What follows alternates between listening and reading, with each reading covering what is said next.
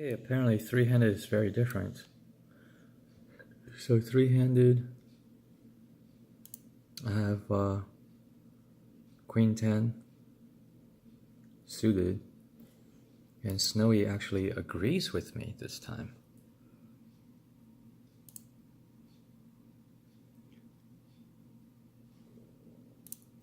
Get rid of those.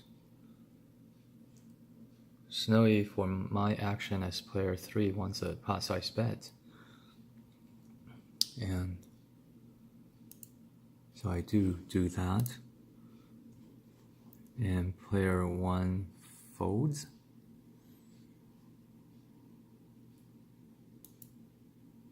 And player 2 calls. And the board comes up Jack, King, Deuce. And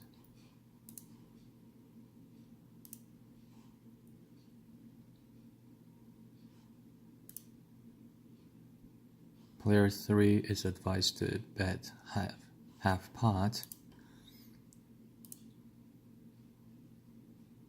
So that's me. So I bet about 0.3 pot. And Snowy's saying that's correct. Or half size pot bet. And then I get called. And then a king comes on the turn. I check, but actually that's incorrect. I should continue the story when the king comes, because the king is better for my range. He has fewer kings in his range than I do. Alright, so that's a card better for my range, of course, I think. Alright, and especially since the king is on board, it means he has fewer kings in his hand. So the king is definitely better for my range, because I could have ace king when I raised to $5 pre-flop. So Snowy thinks that I should have bet on the turn when the king came, as it's better for my range, and that's that. But instead I check, and player 2 checks. Then the river, since I already checked and capped my range, see how I capped my range on the turn? So then my range is capped now. So Snowy recommends checking, and then when player 2 bets 3, about slightly over half, almost 2/3 maybe,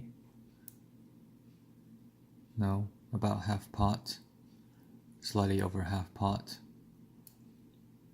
slightly over half pot. Then I have queen high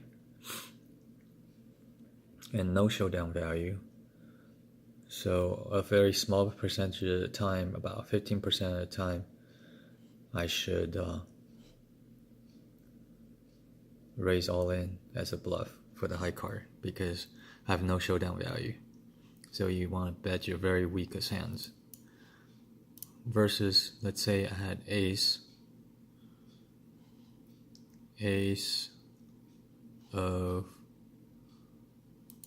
diamond. Let's see what Snowy says. Then I should bluff raise less. But what if this ace was an ace of heart? Same thing. Let's say the queen was a queen of hearts. About the same thing. Doesn't really change too much whether I hold hearts or not, whether I block hearts or not.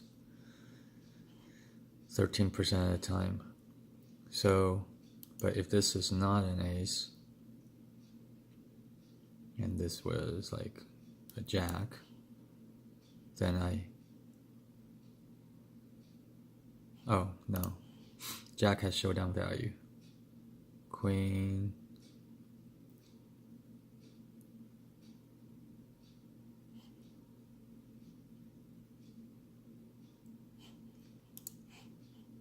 ten, queen 10 of hearts. 15% of the time I should bluff re-raise, or bluff raise all in, versus, yeah, so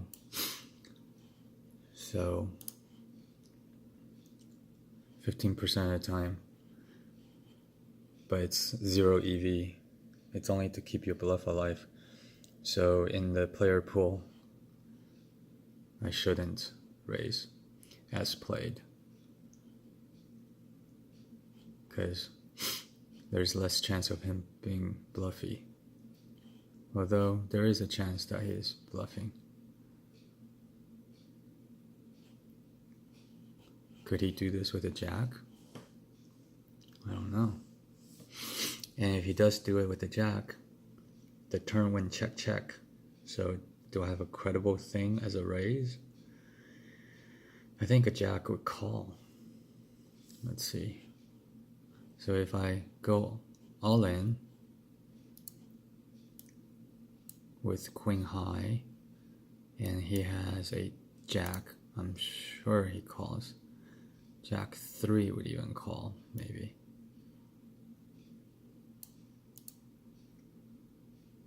No, he folds. Interesting. So he still has it that in my range, even though the turn went check check and I sort of kept my range, that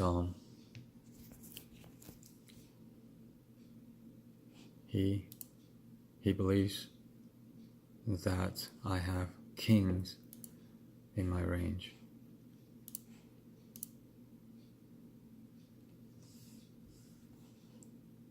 All in. There's literally no bluffs in the all in. It's all 4 houses and 4 of a kind. Yet. So that's not making any sense. I guess 15% of the time.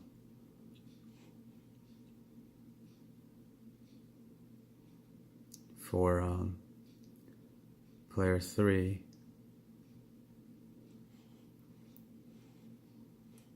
I should have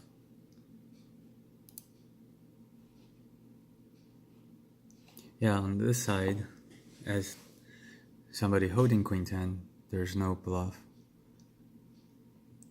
but yet in the evaluation, 15% bluff.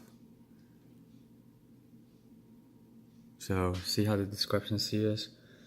Looking at this as the evaluation, 15% of the time I should raise as a bluff, and it's 0 EV. But when you really actually look at my holdings, nothing I'm holding should go all in from the range advice. So the range advice and the evaluation are different. And this is a neural network effect.